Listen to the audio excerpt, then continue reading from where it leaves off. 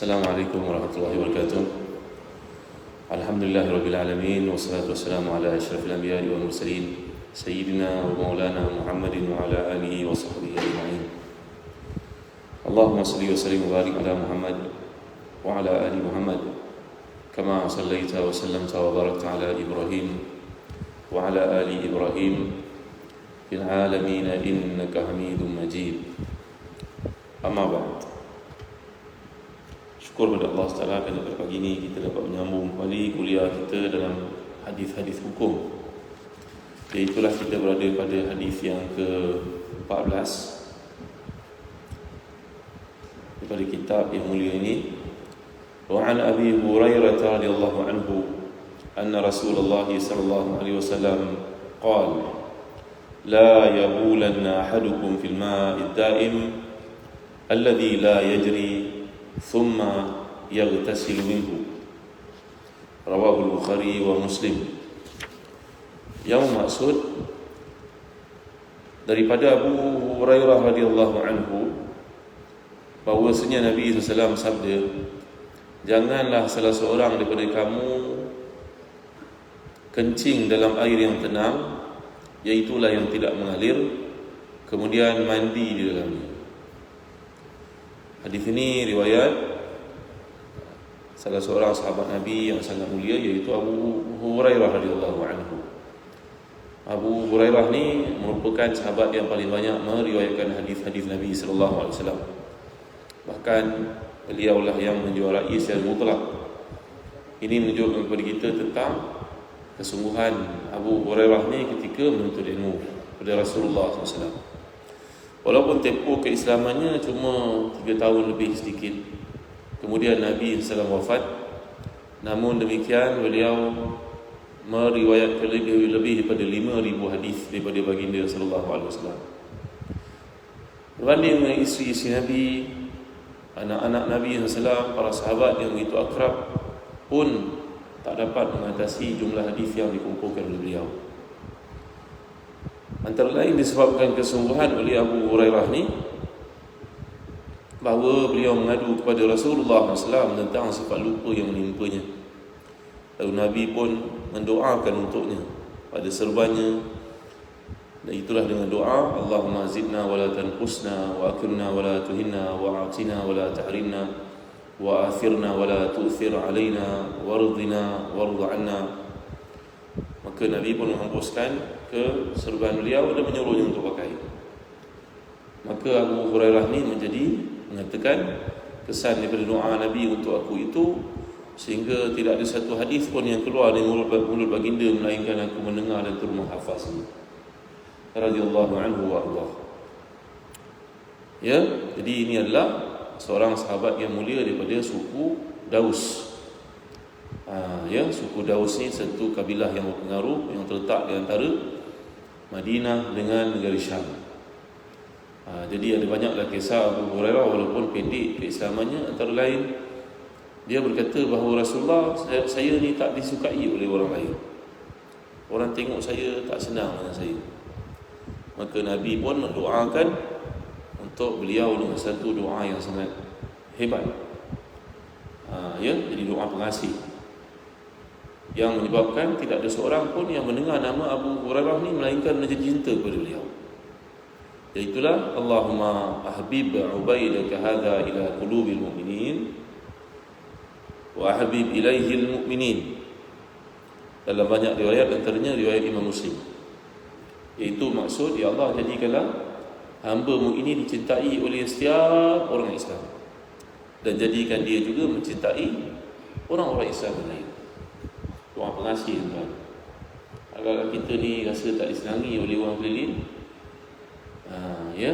kadang-kadang makin berusia, isteri pun dah tak suka, banyak tak dengar orang cakap. Tak dengar ke sebab apa, tuan-tuan? Pendengaran lagu Quran lain, isteri suruh lain pula dibuat. Maka kena amalkan doa ni, tuan-tuan. Begitu je isteri kena amalkan doa ni. Nak ikut saya baca doa pengasih. Ikut saya baca, Allahumma ahbib ataupun ahbib ubaidaka Ubaidaka. Ubaid ni adalah tasghir perkataan abdun, bukan? Abdun tasghir dia iaitu satu panggilan manja dia Ubaid. Macam tu orang Arab sebut Ubaidaka hadha ila qulubil mu'minin wa ahbib ilaihi al-mu'minin. Allahumma ahbib ubaidaka hadha ila qulubil mu'minin wa habib ilaihi al-mu'minin. Ataupun Allahumma habib ubaidaka hadha ila qulubil mu'minin wa habib ilaihi al-mu'minin. Maksudnya, ya Allah, jadikan hamba-Mu ini dicintai oleh semua orang beriman dan jadikan dia juga mencintai mereka.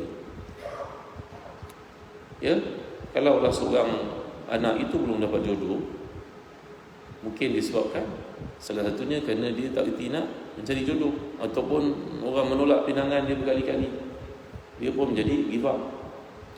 Maka ni antara petunjuk kenabian dalam beramal. Samping itu kena bangun tahajud, kerana Allah menyatakan wa minal laili fatahajjad bihi nafilatan laka asa ay yab'athaka rabbuka maqaman mahmuda.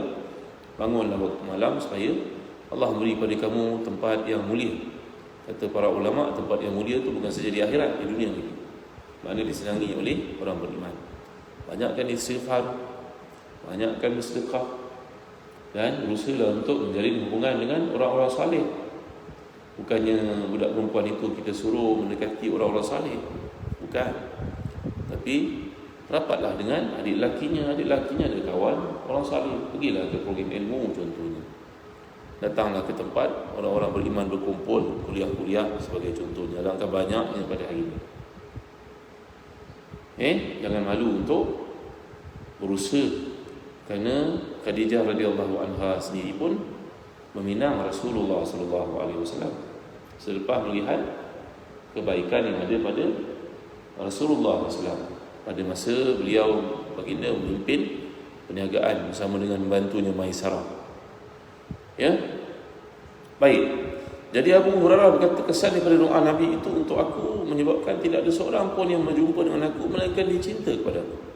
Kata Imam Az-Zahabi, tidak ada yang membenci Abu Hurairah melainkan orang itu fasik. Kerana Nabi sendiri mendoakan agar beliau dicintai oleh sekalian orang beriman. Walaupun Abu Hurairah telah pun wafat lebih 1400 tahun yang lalu, tetapi nama beliau masih lagi harum dan disebut dalam kitab-kitab hadis. Ini adalah mukjizat Rasulullah sallallahu alaihi wasallam, iaitu mendoakan untuk Abu Hurairah ni dicintai oleh sekalian orang beriman. Maka siapa yang benci Abu Hurairah ini merupakan orang fasik ataupun munafik. Itulah dia puak Syiah. Golongan Syiah ni cukup membenci Abu Hurairah kerana berkata beliau ni bapak kucing. Ya, Abu Hurairah ni sayang pada kucing. Maka kalau kita ni sayang pada kucing, adalah sedikit sifat Abu Hurairah pada kita. Tambah yang lain-lain lagi. Baik, ya. Jadi dalam hadis ini Nabi mengajar kepada kita satu aspek ketamadunan, iaitu menjaga kebersihan sebenarnya. Kerana air yang bertakung, air yang tidak bergerak itu hendaklah dijaga daripada sebarang anasir, elemen yang boleh mengotorinya. Dan kata para ulama seperti dalam kitab Sakaf yang bertajuk Ad-Durar As-Sunniyah, hadis ini bukan sahaja melarang kita mengotori, mencemari air yang bertakung, malahan air yang mengalir pun tidak boleh kita kotorkan. Dia mengajar kita 1400 tahun lalu umat Islam sudah mengerti nilai air. Lihatlah ini yang berlaku bila air tidak diambil indah, sampah dibuang merata-rata, dengan binatang yang teraniaya, dengan iklim berubah akibat daripada sikap tidak menjaga sumber air. Ya, tuan-tuan dimuliakan Allah sekalian. Malangnya sebahagian besar daripada negara yang mengotori sumber air macam sungai ini adalah negara orang Islam juga. Berbagai perkara yang dibuat mengotori sungai ini, buang sisa logam, sisa kilang, hingga mengakibatkan pembalakan dan sebagainya. Ini semua adalah perkara-perkara yang dicegah dalam Islam sebenarnya. Nabi tidak berkata pada zaman itu melainkan dengan perkara yang sesuai dengan kefahaman para sahabat pada zaman itu. Kalau Nabi menyatakan perkara-perkara yang kita lihat pada hari ini 1400 tahun lalu ketika akal manusia masih lagi terbatas, maka tentulah mereka akan mengatakan sah-sah Muhammad ini orang apa? Ini orang gila kah benda? Dia bercerita tentang benda yang kita tidak nampak. Tapi Nabi menyatakan secara umum sallallahu alaihi wasallam. Ya, kata Imam An-Nawawi dalam syarah Muslim terhadap hadis ini, beliau berkata apabila at-taghawut fil ma'i rakid kal bauli wa aqbah, maksudnya kalau buang air kecil dilarang dalam air bersifat demikian, maka taghawut iaitu buang air besar lagilah dilarang, lagilah tidak dibolehkan. Ya, kerana Nabi menyatakan satu perkara yang kecil kalau begitu yang lebih besar daripadanya tentulah lebih-lebih lagi dilarang. Dan dalam hadis ini juga beritahu kepada kita tidak boleh mandi dalam air yang bersifat demikian, yang telah dikotori dengan kuman, contohnya buang air kecil dan najis, mungkin mengandungi mikroorganisme, bakteria dan sebagainya, melarang kita untuk menggunakan air yang telah kotor sedemikian. Maka dalam hadis yang lain, sebagai contohnya Rasulullah SAW menyatakan bahawa ditanya kepada Rasulullah SAW hadis yang lain, kalau begitu bagaimana kita nak mandi dalam air yang bertakung seperti itu wahai Rasulullah? Maka Rasulullah SAW memberitahu, ambillah gayung sebagai contohnya, ambillah bekas. Kalau tak ada bekas pun, sucikan tangan kamu terlebih dahulu untuk menjadikan dia sebagai timba. Dibolehkan. Ya, macam kita dulu masjid ada banyak kolam. Masjid tuan-tuan ada kolam, tak ada ya? Ada setengah masjid yang masih lagi menggunakan kolam. Maka kita bila nak celup tangan kita dalam kolam itu, bersihkan dia terlebih dahulu. Jangan datang-datang terus saya celup dalam tu. Ambil timba, ambil gayung, cuci tangan terlebih dahulu. Utamanya bila kita bangun dari tidur. Kerana dalam hadis yang lain yang akan kita berjumpa dalam kitab nanti, fa innahu la yadri aina batat yaduhu. Kita sendiri tidak tahu di manakah tidurnya tangan kita pada waktu malam. Memegang aurat, memegang kekotoran, maka hendaklah dibersihkan terlebih dahulu. Kata Ibn Kathir dalam kitabnya yang bertajuk Al-Bidayah wa Nihayah, dahulu ketika dibacakan hadis itu oleh para ulama, maka seorang daripada fasik, zindik, seorang yang datang ke masjid ini, datang ke program ilmu itu bukan tujuan untuk menimba ilmu, tapi untuk mentertawakan para ilmuwan. Lalu dia berkata, apa Nabi kamu ni bercerita tentang basuh tangan sebelum bangun dari tidur? Aku tahulah kat mana tangan aku tidur pada waktu malam. Orang fasik ni, zindik ini berkata. Tuan-tuan dimuliakan sekalian, dia mentertawakan hadis Nabi yang Nabi suruh basuh tangan sebelum celup ke dalam qolah, contohnya qolah ataupun kolam kita panggil. Maka pada malam itu dia tidur.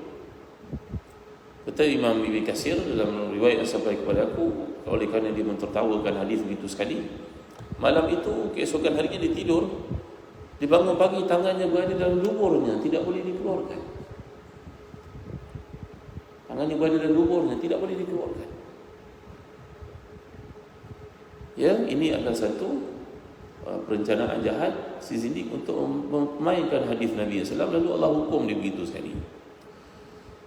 Baik ya, jadi jelas kepada kita dalam hadis yang ke-14 ini mengajar kita satu perkara yang menunjukkan kemuliaan sumber air untuk kita jaga. Di samping mengajar kita tentang taharah, mengajar kita tentang air kencing itu bukan satu najis.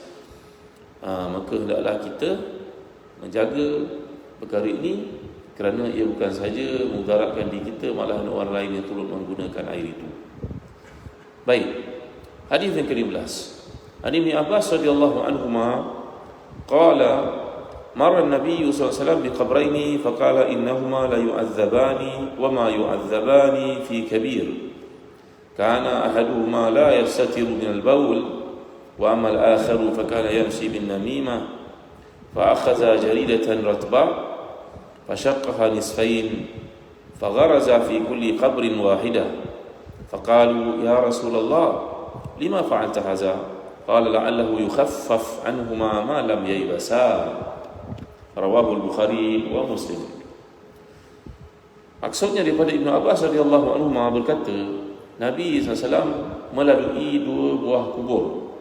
Lalu baginda bersabda, sesungguhnya kedua-duanya sedang diazab, namun mereka diazab bukanlah kerana satu perkara yang besar pada tanggapan mereka. Salah seorang daripadanya tidak melihara dirinya daripada air kencing, manakala yang seorang lagi dia adalah orang yang suka mengadu domba. Baginda SAW lalu mengambil pelepah yang masih segar, membelahnya menjadi 2, lalu menanam setiap satunya di atas 2 kubur itu. Para sahabat bertanya, wahai Rasulullah, mengapa Tuan melakukan demikian? Jawapan baginda SAW, mudah-mudahan akan diringankan azab kubur selagi 2 pelepah ini belum kering. Baik, hadis ini dari siapa? Dari Ibnu Abbas radhiyallahu anhu. Siapa Ibnu Abbas? Ibnu Abbas ni adalah seorang sahabat muda yang mempunyai banyak keistimewaan, ingatannya yang kuat, keilmuannya, kefakihannya, kerana sebab doa Rasulullah SAW juga untuknya. Apakah doa Nabi untuk Ibnu Abbas? Ada berbagai riwayat. Antaranya, Allahumma faqihu fid din wa 'allimhu al-hikmah. Beliau ni terkenal dengan nama Ibnu Abbas kerana nama Abdullah ni terlalu common dalam masyarakat Arab. Ada Abdullah bin Umar, itu dipanggil Ibnu Umar. Ada Abdullah bin Amr, juga seorang ahli ilmuwan, dipanggil Ibnu Amr. Ada seorang Abdullah bin Mas'ud, dipanggil pula dengan nama Ibnu Mas'ud. Ada Abdullah bin Abbas, maka dipanggil Ibn Abbas. Bapaknya Al-Abbas mempunyai peranan penting sebagai spy. Spy pula, peninjau ataupun yang memantau keadaan kaum musyrikin Mekah dalam keadaan dia sudah masuk Islam tapi masih lagi berpura-pura seperti seorang yang belum Islam. Dalam perang Badar, Al-Abbas telah pun ditawan. Nabi memerintahkan supaya dia dilepaskan. Dia berperang bersama dengan kaum musyrikin, tapi hakikatnya dia seorang Muslim. Al-Abbas ini, anaknya salah seorang bernama Abdullah. Abdullah ni sangat terselah sebagai seorang ahli ilmu. Daripada kecil dia dah rapat dengan Rasulullah SAW. Pernah bapaknya memberi barang kepadanya supaya diberikan kepada Rasulullah. Wahai Abdullah, dia hantar barang ni kepada Rasulullah. Maka Abdullah pun pergi mendapatkan Rasulullah, tetapi dia melihat ada seorang tetamu di rumah Rasulullah. Dia pulang semula ke rumah, beritahu ayahnya, wahai ayah, tadi saya nak bagi barang ni tapi tengok Rasulullah sibuk, ada tamu. Siapa tamu itu? Kata bapanya, tetamu itu namanya Dihya Al-Kalbi. Ada seorang Arab daripada suku Kalb, seorang pemimpin yang handsome, kacak, sigap, datang jumpa Rasulullah katanya. Maka kemudian Al-Abbas ini pun berjumpa dengan Rasulullah dan berkata, wahai Rasulullah, tadi saya suruh Allah hantar barang kepada Tuan. Suatu anak saudara kepada Abbas. Al-Abbas ni adik-beradik kepada Abu Talib, adik-beradik dengan bapa Rasulullah SAW, Abdullah itu. Maka Al-Abbas berkata, saya datang, saya minta anak mengantar, tapi dia kata ada tamu. Dia nampak tak tamu itu? Rasulullah tanya kepada Al-Abbas. Jawapan Al-Abbas, nampak. Dia kata Dihya Al-Kalbi. Nabi kata bukan Dihya itu Jibril datang. Jadi Abdullah bin Abbas ini pernah melihat Jibril masa dia kecil-kecil. Dan Nabi mendoakannya dengan berbagai doa. Salah satu doanya, Allahumma faqihu fid din wa 'allimhu al-hikmah. Ya Allah, berilah kepada anak ini kefahaman dalam urusan agama dan ajar kepadanya al-hikmah, kebijaksanaan ataupun as-sunnah. Maksud al-hikmah itu banyak. Dalam hadis yang lain, Allahumma faqihu fid din wa 'allimhu ta'wil. Ya Allah, jadikan dia faham Islam dan faham tafsir Quran. Ta'wil maknanya tafsir Quran. Maka membesarlah Abdullah bin Abbas ini sebagai seorang ilmuwan tafsir yang terkemuka, dan kita akan bertemu dengan pandangan-pandangannya cukup banyak dalam kitab-kitab tafsir ini.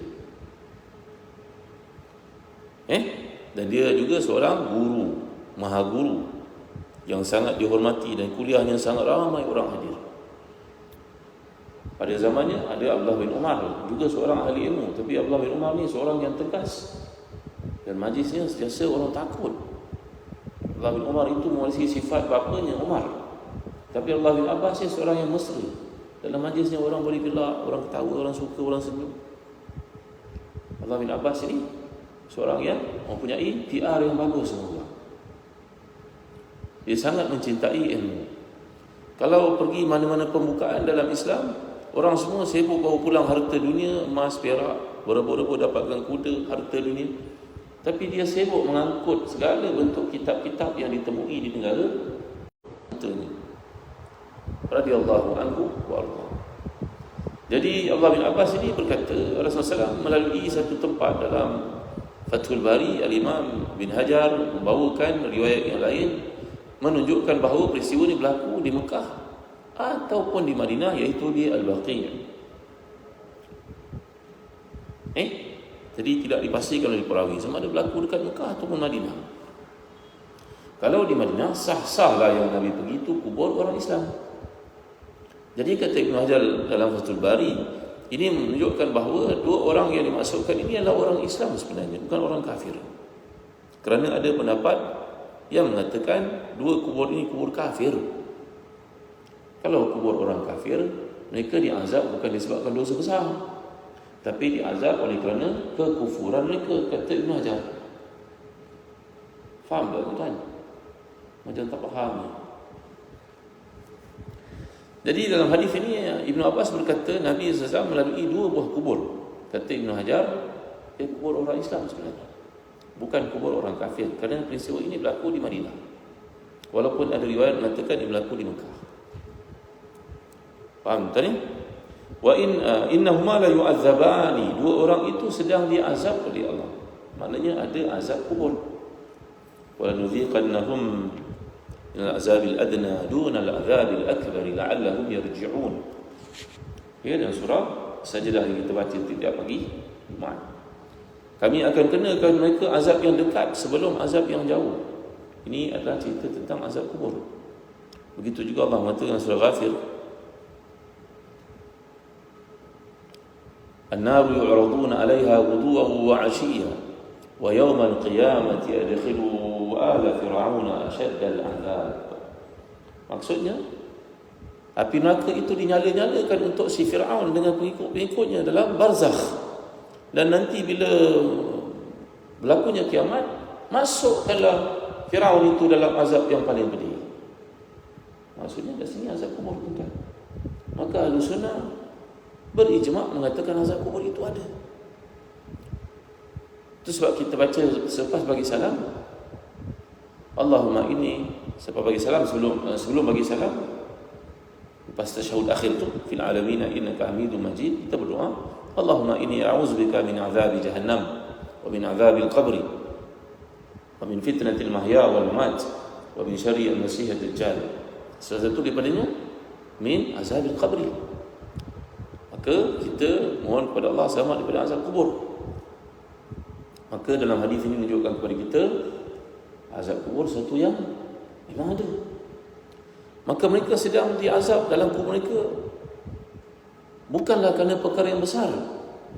Di sini tuan-tuan, kata para ulama, ada hadis lain yang menjelaskan, bukanlah perkara yang besar itu berarti pada tanggapan banyak orang ia bukan perkara besar, tapi sebenarnya di sisi Allah besar itu.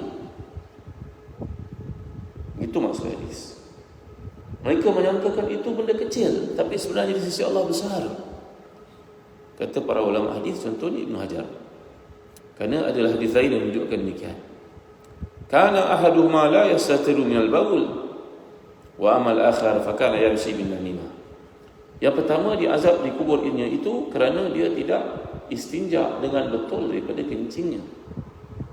Dan yang kedua itu dia diseksa dalam kuburnya, diazab dalam kuburnya kerana dia mengamalkan sikap mengadu domba. Baik, kita pergi sesuatu. Yang pertama, tidak istinja dengan betul daripada kencing. Ada keadaan berlaku kadang-kadang seorang ditimpa penyakit salisul baul, ya, kerana masalah-masalah tertentu, prostat, mungkin pada usia 50-an, atau kadang-kadang kurang daripada itu pun dah kena masalah isu prostat, loose, sehingga menyebabkan air kencingnya keluar. Maka kita melihat dari sudut fiqih, kalau berlaku perkara sedemikian kepada seorang yang ditipu penyakit salisul baul, adakah ia peringkat biasa, pertengahan, ataupun yang luar biasa, yang maknanya yang kritikal, yang kronik, yang mana satu? Kalau orang yang kena setakat menitis titis, dua titis ni, dinasihatkan supaya dia buang air kecil siap-siap sebelum sembahyang, itu katalah setengah jam, kalau boleh 40 minit, buang air kecil siap-siap, berdehem-dehem, mengurut di bahagian tertentu tanpa memudaratkan. Ya, kerana Imam Nawawi turut menjelaskan kalau diurut bagi lelaki sebagai contohnya berlebihan mungkin boleh memudaratkan saluran itu. Maka urutlah sekadar keperluan berdehem-dehem, melakukan aktiviti yang tertentu sehingga saki-baki air kencing itu tidak berada dalam saluran hingga mengakibatkan dia keluar waktu kita sedang sembahyang. Kalau ia tidak kronik. Kalau kronik dipanggil bab ini mudarat, darurat, maka tidak ada pilihan melainkan baginya ambil sembahyang bila distinjak, bila masuk waktu sembahyang, kemudian balut anggotanya itu supaya tidak menitis air kencing, pakai seluar dalam, kemudian baru ambil wudu. Nanti habis sembahyang zuhur, masuk asar, walaupun dia masih lagi berwudu, tapi dia kena balik istinja balik semula, renew balik semula wudu. Itu bagi orang yang mengalami keadaan salisul baul ini, maknanya secara kronik, ya, yang kritikal macam tu. Baik, kerana dalam hadis ini menjelaskan bahawa orang yang tidak jaga kencingnya itu mungkin dia kencing merencit kena pada pakaian. Satu hal lagi, dia tidak ambil berat perkara-perkara sedemikian. Maka kita kena ajar anak kita sebagai contohnya, berselipar dia masuk ke bilik air, contoh. Ajar dia bab istinja jangan main-main. Istibrak ke, istinja ke, istitar ke, maksudnya samalah, iaitu hendaklah dia pastikan jangan sehingga wuduknya tidak sah kerana air kencingnya masih lagi ada pada dirinya terkeluar ataupun tidak suci pada pakaian hingga boleh mengakibatkan sembahyangnya tidak sah. Bila sembahyangnya tidak sah, ini akibatnya dibawa ke akhirat, tuan-tuan dimuliakan Allah sekalian. Tapi lain keadaannya kalau kita buang kecil, kita jaga sebaik mungkin. Kadang-kadang kita berada dalam situasi kita terpaksa kencing berdiri, nanti kita jumpa hadis Nabi kencing berdiri, tidak ada salahnya kalau tidak ada pilihan. Ya, Nabi pun kencing seperti itu. Kita kadang-kadang orang lelaki dalam suasana tertentu nak masuk ke bilik air pun susah, maka boleh kencing berdiri, tak ada masalah. Ini bab ilmu, tuan-tuan ya. Kita cerita bab ilmu, bukan ikut cerita pandangan fulan bin fulan, tidak. Kita ambil ilmu. Ada keadaan ni para sahabat melihat Nabi SAW kencing berdiri sallallahu alaihi wasallam. Orang Melayu dia jadi macam bidadan pula, anak murid kencing, guru kencing berdiri ya. Anak murid kencing berlari, seolah memang haram terus tak boleh kencing berdiri. Tak. Dalam Islam bukan begitu solusinya. Ada sebabnya, segala benda ni ada hukumnya. Ya, maka kalau kencing berdiri itu lebih selamat dan tidak mercik pada pakaian, itu lebih baik. Dan kalau kita masuk ke dalam tanah sehingga menyebabkan kita pergi trip ke negara sejuk, ramai kawan-kawan lain pun nak gunakan bilik air, kita masuk bilik air lama-lama. Sepatutnya kita boleh kencing berdiri dan selesaikan urusan dengan cepat. Maka ada keadaan-keadaannya. Maka dalam apa yang berlaku ini, ya, kita pastikan buang air kecil itu tidak mercik pada pakaian. Tapi andainya kita dah buat yang terbaik, kemudian ada was-was, elakkan was-was itu, ambil sedikit air, perjis pada pakaian kita, hilangkan was-was itu.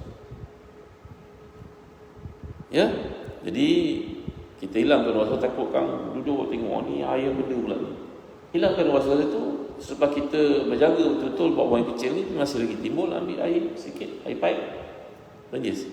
Sudah, nanti kalau kita tengok ni tak ada ni air perjisan pipe tadi, menghilangkan was-was ni tadi.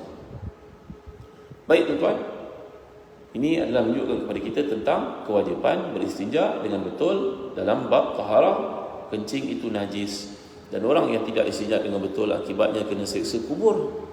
Jangan pandang benda itu remeh, jangan pandang benda itu mudah. Nampak tak tuan-tuan? Dan dalam Islam diajar kita Kalau tidak ada air, boleh gunakan tisu sebagai contoh. Kita pergi ke negara barat, negara China, mereka tidak ada air, contoh. Maka gunakan tisu. Kalau was-was nanti nak sembahyang, bersucilah seelok-eloknya. Kita selagi tidak bersembahyang, tidaklah diwajibkan untuk suci sepenuhnya daripada najis ini tadi. Faham tuan? Waktu malam contohnya, ya memang digalakkan kita untuk tidur dalam keadaan berwuduk, tapi orang ada isteri, berhubungan membatalkan wuduk, bersentuh membatalkan wuduk. Nanti kita lihat hadis-hadisnya. Maka tidak ada suruh kita kalau tak dipegang. Ni Imam Bukhari, Imam Ahmad, Imam Abu Hanifah sembahyang subuh, wuduk isyak 40 tahun, aku nak tidur. Tak, tuan-tuan. Likulli maqamin maqal. Kita bukan orang seperti mereka, dan cerita-cerita seperti ini kadang-kadang ada unsur exaggerate padanya, mubalaghah padanya. Jadi kita meraihkan keadaan kita yang sebenarnya. Baik. Lagi dalam hadis ini, wa amal akhar fa kana yamshi bin namimah. Yang kedua ini amal malang baginya, dia memandang perkara itu kecil tetapi di sisi Allah besar, iaitu dia suka mengadu domba, terutama di kalangan adik-beradik. Dahlah jumpa tu setahun sekali, hari raya saja. Hari raya pula jadi medan untuk menabur aduan domba. Kau tahu tak, Kak Long cerita tentang kau, orang tu cerita lain-lain pula kita sampaikan. Kadang-kadang intonasi pun mengakibatkan salah faham juga. Kafa bil mar'i athiman an yuhaddith akhahu bi kulli ma sami'. Cukuplah seorang itu menjadi berdosa apabila dia menyampaikan semua yang dia dengar. Tak semua benda yang kita dengar kita kena sampaikan, tuan-tuan. Penyampaian maklumat itu kadang-kadang boleh memudaratkan orang, pun boleh berlaku demikian. Maka jangan jadi orang yang mengadu domba. Ulama yang terkemuka namanya Muhammad Hassan Didu dari Mauritania bercerita. Ini benda betul-betul berlaku di negara ini. Iaitulah seorang perempuan yang tidak berkahwin, duduk dengan kakaknya juga tidak berkahwin. Mereka ini ahli tahajud, ahli sedekah, ahli qiyam, ahli siyam, ahli Quran. Salah seorang daripadanya mati, maka dikebumikan oleh anak-anak buahnya. Salah seorang anak saudaranya itu orang Mauritania, mereka pakai serban, negara mereka panas, baju mereka semua besar-besar, angkat tangan nampak ketiak. Maka menjadi tradisi orang Mauritania dia pakai serban besar-besar macam orang Sudan kan. Maka di kalangan mereka dia menyimpan dalam serban itu kadang-kadang benda berharga, emas, kadang-kadang simpan jam tangan. Maka ketika mengebumikan makciknya itu, dia antara sedar dan tidak, dia tak perasan, tapi dia terasa jam tangan yang disimpan dalam serban sekian lama tu jatuh. Tapi dia tak peduli, kambus kubur makciknya. Maka bila pulang ke rumah, dia pun fikir, tadi jatuh jam ke daripada serban Dia pun buka serbannya, yang jangan-jangan dibuka tu. Dia siap letak di kepala kan. Maka dia pun tengok, Allah, betul jam tangan jatuh lah masa kumikan makcik tadi, terkambus bersama-sama. Dia meminta fatwa daripada para ulama untuk menggali kubur makciknya bagi tujuan mencari jamnya yang jatuh ke dalam kubur. Ini cerita Syekh Muhammad Hassan Didu. Ini peristiwa berlaku kurang ke-20. Maka orang muda ni pun pergilah gali kubur makciknya dengan kawan-kawannya untuk mencari jam tangan itu. Digalinya kubur, belum sampai ke dasarnya tiba-tiba keluar api dari kubur itu. Api. Terkejut dia daripada kubur makciknya. Tak jadi cari jam itu, tuan-tuan. Berlari pulang, mereka tanya pula kepada para ulama, apa berlaku ni, makcik orang salihah. Yang mulainya sembahyangnya, masya-Allah, Qurannya, sedekahnya banyak sekali. Apa yang berlaku sebenarnya? Kesian makciknya, apa kena kuburnya terbakar begitu? Tanya pada kakaknya yang masih hidup. Mereka duduk berdua. Kakaknya berkata, tak ada, kita tak boleh cerita keburukan orang, dia orang baik. Makcik, tolonglah cerita, makcik, tolonglah cerita apa benda berlaku sebenarnya. Mudah-mudahan kita boleh mohon pada Allah keampunan, ada kita tahu sedekahnya ke, hutangnya ke, macam mana. Akhirnya makcik itu cakap, sukarlah untuk menyelamatkan dia. Walaupun dia ni ahli Quran, ahli siyam, ahli sedekah, tetapi dia memang tidak boleh menyelamatkan dirinya daripada mengadu domba. Dia suka mengadu domba. Dengar sikit dia bercerita dengan orang, dengar sikit dia cerita dengan orang. Allahu Akbar. Walaupun begitu banyak amal salehnya, tapi di sisi Allah kena hukuman dia, tuan-tuan. Macam digambarkan hadis. Ini berlaku pada setengah-setengah keadaan, tak semua orang dapat lihat. Kerana Allah beri perkara-perkara tertentu kepada orang-orang tertentu dengan tujuan untuk beri pengajaran kepada kita yang tinggal. Tak semua dapat lihat, tuan-tuan dimuliakan Allah sekalian. Ya, maka dalam hadis ini menunjukkan kepada kita bahaya sifat mengadu domba, menyampaikan, mendengar je orang cerita, kita terus sampaikan kepada orang lain, padahal orang yang tidak tahu hujung pangkal itu boleh menyebabkan bergaduh, tuan-tuan. Maka sifat namimah, yamsi bin namimah ini dosa besar. Jangan pandang ia dosa kecil. Ya, baik. Lalu apa yang dilakukan Nabi SAW? Nabi mengambil pelepah tamar yang masih segar, masih hijau. Nabi pun membelah dua, lalu meletakkan sebahagian atas kubur ini, sebahagian atas kubur itu. Lalu para sahabat tanya kepada Rasulullah SAW, wahai Rasulullah, apa yang tuan lakukan ini? Jawab Rasulullah, aku melakukan demikian, moga-moga ia meringankan seksa kubur yang mereka lalui selagi keduanya masih lagi tidak kering. Baik. Daripada hadis ini banyaklah huraian yang dibahaskan oleh para ulama. Antaranya, apakah hukum kita menanam pokok di atas kubur, ataupun kita menaburkan daun-daun di atas kubur, bunga dan sebagainya. Apa hukum? Ya, maka terdapatlah berbagai-bagai pendapat yang dikemukakan oleh para ulama. Mazhab Hanbalinya, mazhab Syafi'inya, mazhab Hanafinya. Ya, seperti disebut, dibahaskan dalam majlis fatwa, dan kita dapat lihat apakah pandangan-pandangan para ulama dalam perkara sedemikian. Wallahu a'lam, pandangan yang paling tepat mengatakan bahawa menanam pokok di atas kubur itu hukumnya harus. Kerana Nabi tidak pernah melarang melakukan demikian. Asal saja janganlah pokok itu jenis pokok yang boleh membesar macam pokok durian contohnya, pokok kelapa. Kerana inna kasra azmil mayyiti ka kasriha hayyan. Dalam hadis sahih riwayat Ibnu Majah mengatakan bahawa menyakiti orang yang telah mati, mematahkan tulangnya, sama ada ketika dia mati atau hidup, hukumnya sama saja. Maka pandukan kepada hadis ini, mazhab Syafi'i contohnya melarang kita tanam pokok yang terlalu besar di atas perkuburan, atas kubur orang.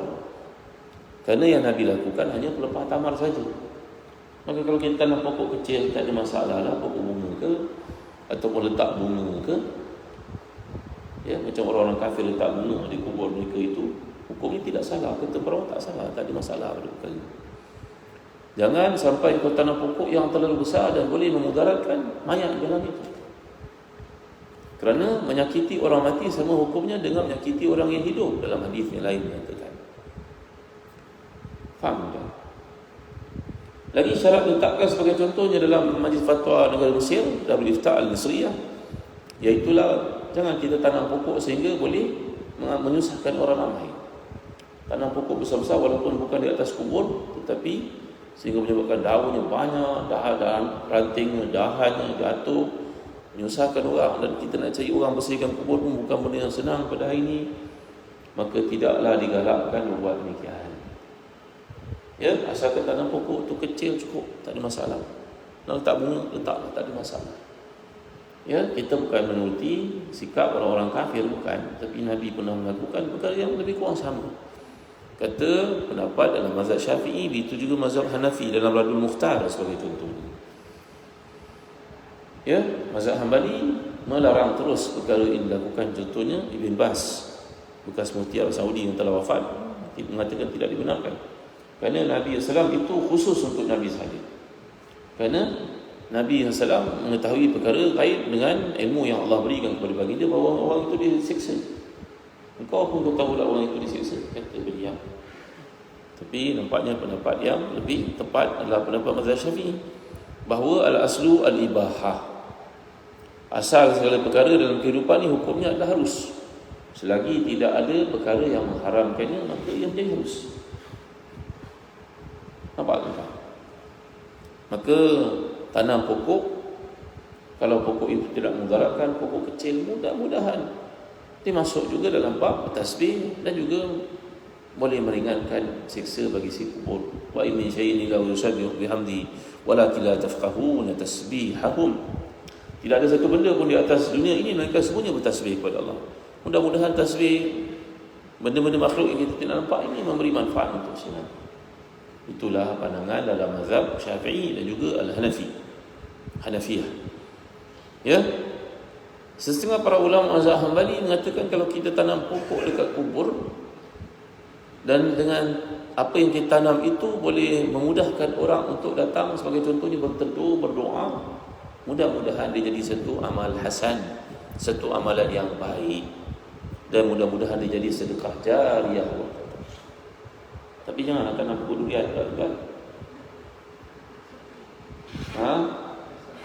Ada pencuri durian datang pula ke kubur nanti. Jadi tanam pokok yang boleh menyebabkan orang berteduh padanya.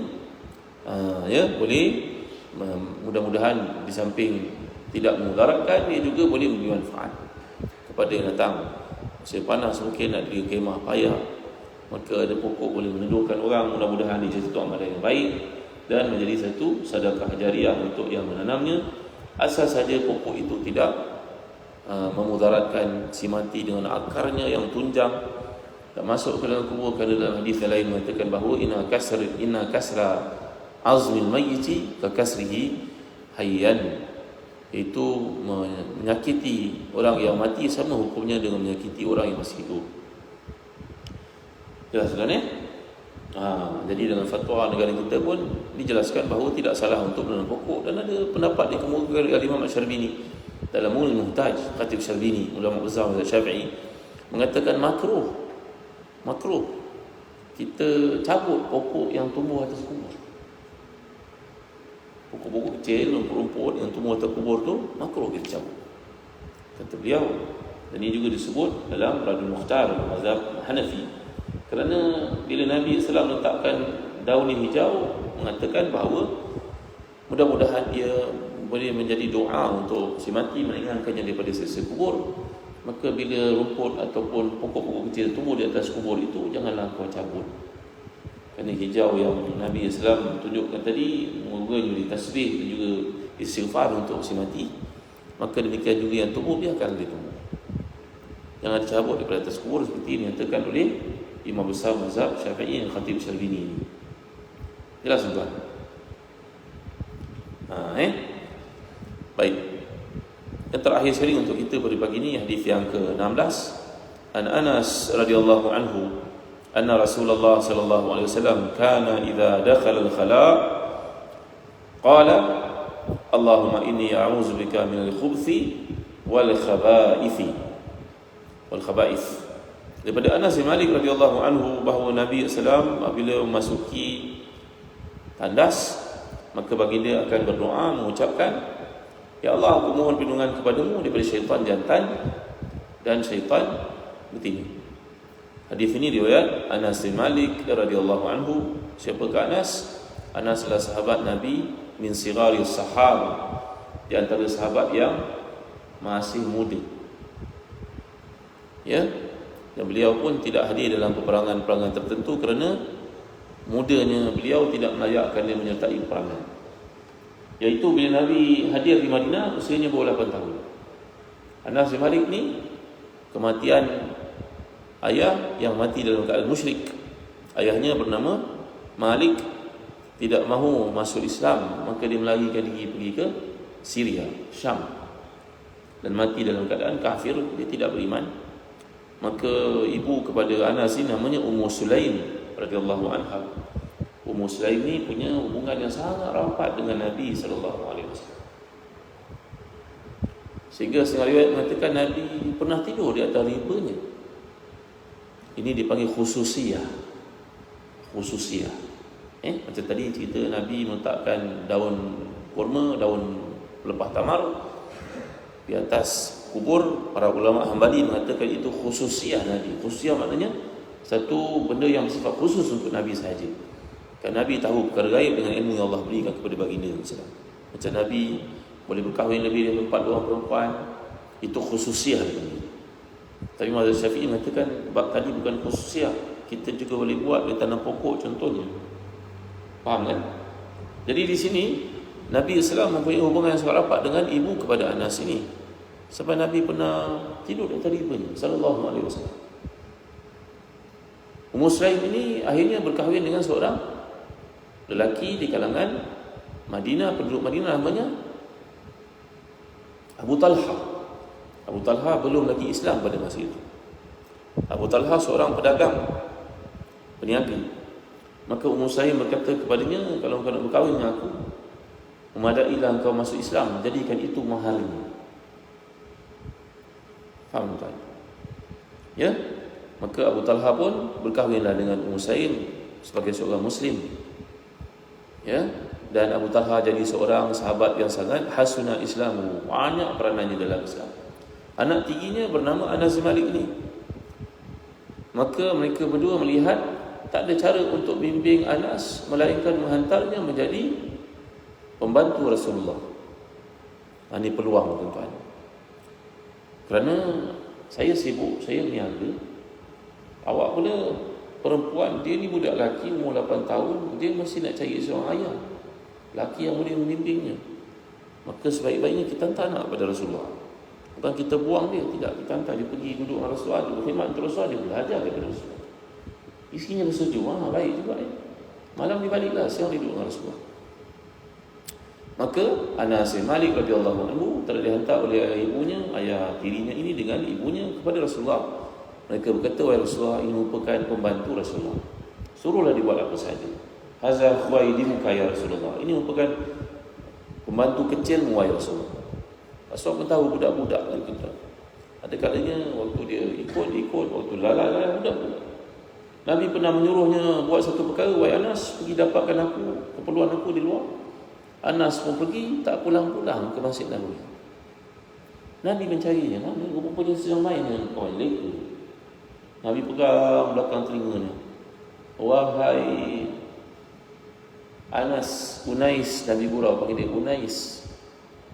Wahai Unais, apa yang kau sedang buat ini? Mana dia benda aku suruh beri tadi? Wahai Rasulullah, baik saya pergi, dia lupa. Jadi Anas ini punya kenangan manis banyak bersama Rasulullah. Dan Anas ini dianggap antara sahabat yang paling panjang umurnya. Yang lain semua dah wafat, tinggal beliau dengan seorang lagi. Kerana berkat doa Nabi untuk Anas bin Malik. Dan saya pernah ajar doa ni kepada tuan-tuan. Allahumma akthir malahu waladahu wasyi' lahu fi darihi wa barik lahu fima a'taitahu. Nabi doakan untuk Anas ini umurnya panjang, rezekinya murah. Semua benda yang disentuh di Madinah menjadi. Tanah yang orang tidak boleh nak usahakan, gersam, dia beli, dia bangunkan, tanah itu makmur. Kesan doa keberkatan Nabi juga mukjizat Rasulullah untuk sahabat yang kecil ini, budak-budak.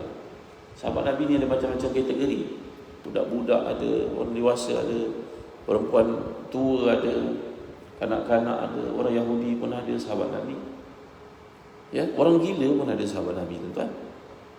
Tahu tuan-tuan, zaman Nabi pun ada sahabat yang kurang waras. Bagaimana cara Nabi berurusan dengannya? Tahu Nabi Isa? Tak tahu tahu nanti kita lain waktu dah lambat.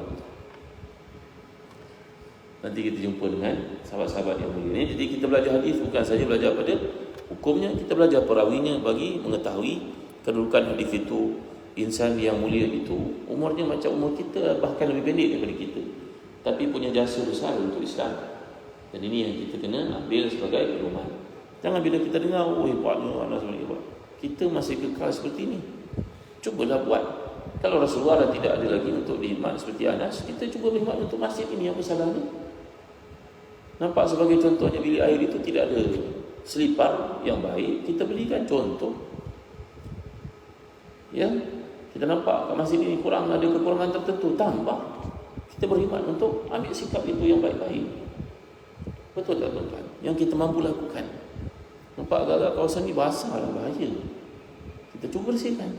Letak segitiga yang menampakkan keselamatan, benda ciri-ciri keselamatan dan sebagainya. Mengapa tidak buat demikian? Kita belajar hadis untuk mengetahui para sahabat dan ikut sifat-sifat mereka. Kita tidak jadi ejeki pun tidak mengapa. Yang penting ada sumbangan untuk masjid. Jangan fikir apa pemberian masjid ini kepada aku, tapi fikir apa aku boleh berkhidmat untuk tempat yang mulia ini. Macam Anas bin Malik, aku baru belajar pagi ini, tiapnya. Itu sikap kita yang sepatutnya. Nampak tak tuan-tuan? Ya, jangan kita membaca, oh hebatnya, Masya Allah, hebatnya Umar. Aku tak hebat-hebat juga. Bila aku nak jadi hebat ni? Subhanallah, Masya Allah, Tabarakallah. Ya, jadi inilah dia peluang untuk kita belajar dan kita ikut. Jangan usah belajar saja, amalkan. Baik, dalam hadis ini mengajar kita satu doa yang ringkas dan kebanyakan kita sudah mengamalkannya, dan banyak masjid meletakkan doa di pintu-pintu tadas. Walaupun perkara ini kecil, tetapi jangan pandang ia kecil. Pandanglah ia peluang untuk dapat pahala di sisi Allah SWT. Orang berniaga itu, kalau kita beli barang dengannya kan, harga barang ni RM99, kita minta kurang sikit lah, RM5, bukan nak jatuh miskin pun, bagilah RM94, kurang RM5, tak, dia tak bagi, tak apa, saya bagi hadiah yang dibagi itu yang barang berlebihan contohnya, RM1 pun dia tak bagi kurang, betul tak tuan? Tengok tak orang berniaga, senang tak dia bagi kurang? Senang tak? RM10, usahakan RM10, RM1 pun dia tak bagi tuan-tuan. Betul? Betul tadi, tuan tak berniaga, tak usah dengan perniagaan RM1 pun tak bagi kurang. Kalau dibuat tempat ni harganya RM20,000, kita minta kurang sikit, RM9,000 pun betul. Okey, dikurang akhirnya RM9,800, RM200 je dikurang. Ahli akhirat, untuk pengetahuan tuan-tuan, tamakkan pahala lebih daripada ahli dunia tamak kepada wang ringgit. Faham? Ahli akhirat ketamakan dia kepada pahala lebih daripada seseorang ahli dunia tamak kepada wang ringgit. Jangan tengok pada kecilnya, tapi tengoklah dengan sebab itu engkau masuk syurga Allah. Ibrahim Adham, wali Allah yang terkemuka itu, ketika mati dilihat oleh anak muridnya, bertanya kepadanya, Tuan Guru masuk syurga kerana banyak kitab yang ditulis? Bukan. Banyak tahajud lakukan? Bukan. Habis apa yang Tuan Guru masuk syurga? Aku dirahmati oleh Allah. Kerana setiap kali aku balik waktu malam, aku bertanya pada isteri aku, kucing-kucing belakang rumah tu dah bagi makan tak? Remeh. Tapi bagi orang beriman, itulah peluangnya untuk dapat pahala, kerana kita tak tahu mana satu bahagian Allah ridha pada kita. Mungkin dengan apa yang kita lakukan nampak macam grand sangat, tapi di sisi Allah zero, tak ada nilai, kerana tak ikhlas. Yang tu kita buat, orang tak nampak, kita ikhlas. Betul tak tuan-tuan? Al-Imam Al-Mahalli itu ketika matinya, anak-anaknya mendapati dalam, dia businessman, dia banyak lagi seorang, dia siapa ni? Rupa-rupanya segala kekayaan semua disalurkan kepada orang miskin. Seorang berkata ketika dia pergi hantar ke rumah orang miskin, contohnya lah hantar ke flat, orang flat tidak kenal, orang kenal ustaz ni, orang ke masjid, orang ke flat itu barangkali dia tak sempat ke masjid. Maka kata Imam Mahdi, aku pergi bagi bantuan tanpa orang kenal kepada aku, orang-orang tu marah kepada aku, balik-balik bagi beras ni, dia tak ada barang lain, dia tak kenal aku ulama. Imam Mahdi itu berkata, kerana kalau duduk dengan orang kita kenal, semua orang puji dan puja. Nak menguji iman kita, pergi tempat orang tak kenal kita, barulah ikhlas. Begitu juga cucu Nabi yang mulia itu, Ali Zainul Abidin, yang pada hari wafatnya, seminggu lepas wafatnya, barulah sekalian janda di Madinah dan juga anak-anak yatim menyedari tiada lagi bantuan sampai ke rumah mereka, kerana sepanjang hidup Ali Zainal Abidin yang sangat saleh, cucu Nabi yang mulia, rupanya handsome, kalau dia pergi tawaf dekat Mekah, semua orang kuatkan untuknya mengatasi Amirul Mukminin, sehingga Amirul Mukminin yang datang daripada Dimash pun merasa jealous padanya kerana kedudukannya yang dihormati itu. Orang tak tahu antara kelebihan dia, waktu malam dia pergi hantar ke rumah semua orang itu, bertopeng, bertutup, orang tak kenal siapa dia. Dia dah mati seminggu, barulah orang perasan, la haula wala quwwata illa billah. Rupanya bantuan datang siang malam, kita tak tahu siapa hantar, dia lah yang hantar. Tandanya bila dia mati, segala bantuan itu terhenti. Allahu Akbar, Masya Allah, Tabaraka wa Ta'ala. Jadi kembali kita kepada hadis ini, jangan pandang benda ni kecil tuan-tuan. Pandang benda ni pahala untuk kita, buat. Usah bertangguh-tangguh. Seorang perempuan yang berkulit hitam mati, dan Nabi bertanya, mana pergi wanita ni? Dia selalu datang ke masjid. Walaupun dia tidak menuntut ilmu, kerap dia kerja dia membersihkan masjid. Sahabat menjawab, Rasulullah, dia telah wafat. Kenapa tak beritahu aku? Rasulullah bertanya dengan marahnya, kenapa tak beritahu aku?